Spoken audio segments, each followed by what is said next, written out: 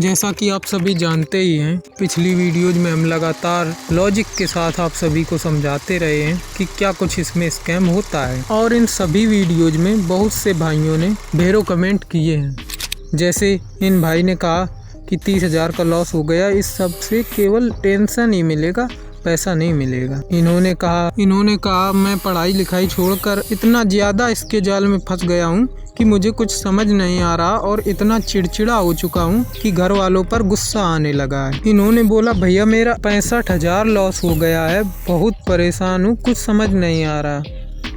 और इन भैया ने तो यहाँ तक कहा कि मेरा 39,000 का लॉस हो गया है और इसके कारण बहुत दिन से ठीक से चल भी नहीं पा रहा, खुद के ऊपर नफरत हो रही है। अब ऑफ कोर्स बहुत सारे कमेंट आए हैं तो वीडियो में मैं सभी तो नहीं पढ़ सकता। अब अगर हम लोग मुद्दे की बात करें तो प्रश्न यहाँ पर ये आता है कि लॉस का तबीयत के बिगड़ने से क्या संबंध है। लॉस होने से व्यक्ति इतना कमजोर कैसे हो जा रहा है कि सहजता से चल भी नहीं पा रहा, और बेट प्लेस करने में क्या ऐसा होता है जो बेट प्लेस करते समय हमारा पेट दर्द होता है। तो देखिए, जब हम बेट प्लेस करते हैं तो हमें चिंता होती है और हम चिंता के साथ रिजल्ट का वेट करने लगते हैं। अब हमारा ब्रेन एड्रेनल ग्लैंड को सिग्नल भेजता है कॉर्टिसोल रिलीज करने के लिए। ये कॉर्टिसोल एक हार्मोन है जो एड्रेनल ग्लैंड से स्ट्रेस के टाइम रिलीज होता है। इसका काम क्या है कि ये हमारे ब्लड में घुलकर हमारे सेल्स की फंक्शनिंग चेंज कर देता है, जिससे वे ज्यादा एनर्जी प्रोड्यूस कर सके और हमारी बॉडी स्ट्रेस को आसानी से फेस कर सके। अब क्या होता है, मान लो रिजल्ट आता है और हम हार जाते हैं तो हमें और ज्यादा चिंता होगी और ज्यादा कॉर्टिसोल रिलीज होगा। एग्जाम्पल के लिए, आपने कभी बड़ी बेट लगाई होगी या फुल वॉलेट लगाया होगा और आप वो हार गए होंगे तो आपने महसूस किया होगा कि सडन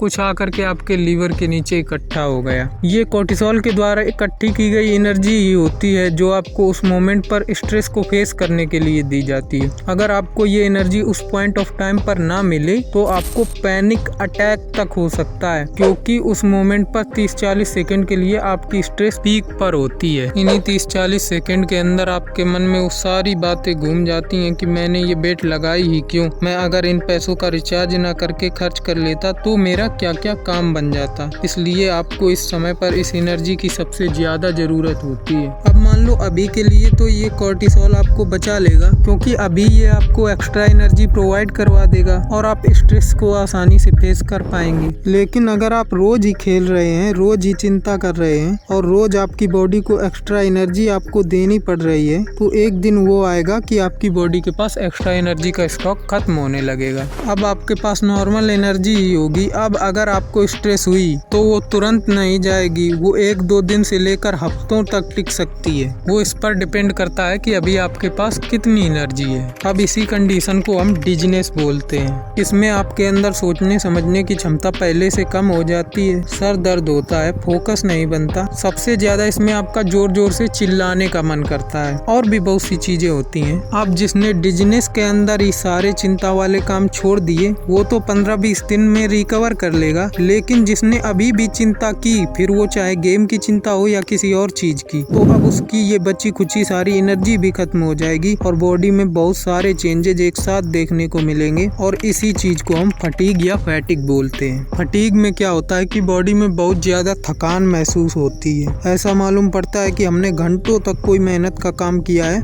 जबकि हमने किया कुछ नहीं होता। सारी हड्डियां दर्द होती हैं क्योंकि इसमें मिनरल्स की डेफिशिएंसी हो जाती है। फटीग से ग्रसित व्यक्ति अगर सही समय पर उसका कोई उपाय ना करे तो उसकी इम्यूनिटी धीरे धीरे लोएस्ट पॉइंट तक पहुंच जाती है और अगर इस समय उसे कोई रोग लग जाए, कोई वायरस पकड़ ले तो बहुत ही कठिनाई से वो रोग या वायरस जाता है। फटीग में आपका पूरा शरीर ही कमजोर पड़ जाता है। मैं क्या क्या गिनाऊं, कुछ याद नहीं रख पाओगे, पढ़ने लिखने में बड़ी कठिनाई होगी। और अब क्योंकि आपके शरीर के इलेक्ट्रोलाइट्स, यही हार्मोन्स इनबैलेंस हो गए हैं तो आपके ब्रेन से भेजे गए सिग्नल्स समय से हार्ट तक ना पहुंच पाने की वजह से आपका हार्ट रेट भी बदल जाता है। इसके नॉर्मल फटीग में बहुत कम चांसेस होते हैं, लेकिन चूंकि आपको फटीग डिजीनेस दोनों है और आपके पास एनर्जी खत्म हो चुकी है तो आपके साथ ऐसे सिम्टम्स देखने को मिलते हैं। क्योंकि पूरे शरीर में ही कमजोरी आई है तो दिल की मसल्स भी कमजोर हो जाती हैं और दिल के वाल्व्स भी कमजोर कमजोर हो जाते हैं, तो हार्ट की ब्लड पंपिंग एबिलिटी भी कम हो जाती है। अब अगर आप इस कंडीशन तक पहुंच गए हैं तो आपको कभी भी कुछ भी हो सकता है। हार्ट अटैक भी हो सकता है, हार्ट फेलियर भी हो सकता है। जैसे मैं अगर मेरी बात बताऊं तो मैंने लगभग 1 साल तक ये खेला, और जब मैं खेलता था तो मैं यहीं तक पहुंच गया था, फटीग के लास्ट स्टेज तक पहुंच गया था। अभी तक जो कुछ बताया भाई सब मेरे साथ हुआ था भाई। दिल के अंदर बल्ब जैसा जलता बुझता था। मैं बहुत चीजें भूलने लगा था। जैसे मैं दुकान पे कुछ लेने जाता था तो पता ही नहीं रहता था कि मुझे चाहिए क्या, मैं क्या लेने आया हूँ। मेरे दिमाग में बस यही कलर प्रेडिक्शन ही चलता रहता था। जब रोड से जा रहा होता था और कोई ट्रक मेरे बगल से गुजर जाए तो दिल को थपथपाना पड़ता था कि सही से ब्लड पंपिंग हो पाए। ये मान लो कि अगर मैं 1-2 महीने और खेलूं तो मेरा हार्ट फेल हो जाए। और ऐसा नहीं कि ये सब बीमारियां मुझे पहले से थी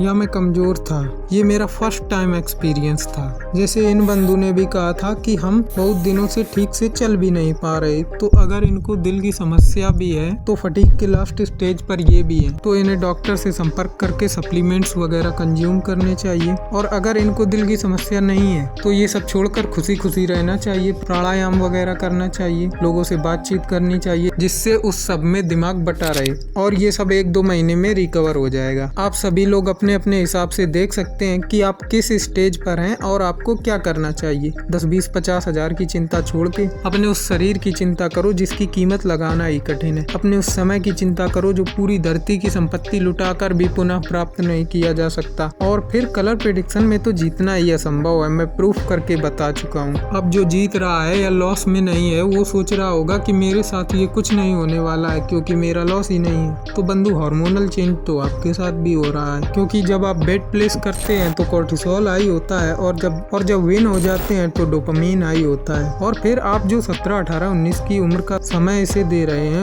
उसके बराबर में आप थोड़े कमा लेंगे, उसके इक्विवेलेंट में थोड़े कमा लेंगे। फिर बस मैं यही कहूँगा कि ये सब छोड़ो, मन लगाकर अपना काम करो और खुश रहो। अगर पढ़ाई लिखाई कर रहे हो तो पढ़ाई लिखाई करो, और अगर धंधा पानी कर रहे हो तो वो अपना धंधा पानी या जॉब जो भी है अपना मन से करो। और जो मैं बताता हूँ वो आपको पूरे यूट्यूब पर कोई नहीं बता पाएगा। ये तो सब बोल देते हैं कि ये खेलना खराब है, लेकिन ये खेलना खराब कैसे है ये केवल एक ही आदमी बता सकता है। हर वीडियो लॉजिक के साथ बनाई है, ऐसा नहीं है कि बस भाई बंद कर दो, क्यों बंद करना है ये भी बताया है। और आगे भी ऐसी वीडियोज के लिए चैनल को सब्सक्राइब कर लो। जिस भाई ने सच्चाई जानकर इस दलदल से निकलने का फैसला किया हो वो कमेंट करके जरूर बताए, जिससे मुझे भी पता चले कि मेरे प्रयास से बदलाव हो भी रहा है या नहीं। अगर आपको भी ये जानना हो कि ये कलर प्रेडिक्शन वाली कंपनियां खुद ही हैक बनाकर कैसे बंदों के साथ स्कैम करती हैं तो ये वाली वीडियो देखो। और अगर ये जानना हो कि कलर प्रेडिक्शन आखिर काम कैसे करता है तो ये वाली वीडियो देखो। दोनों ही वीडियोज में इसी वीडियो की तरह लॉजिक के साथ समझाया गया है। और इस वाली वीडियो को शेयर कर दो उन सभी भाइयों के साथ जो कलर प्रेडिक्शन या कोई भी ऑनलाइन बेटिंग गेम खेलते हैं, क्योंकि कभी ना कभी उनको भी स्ट्रेस होने वाली है।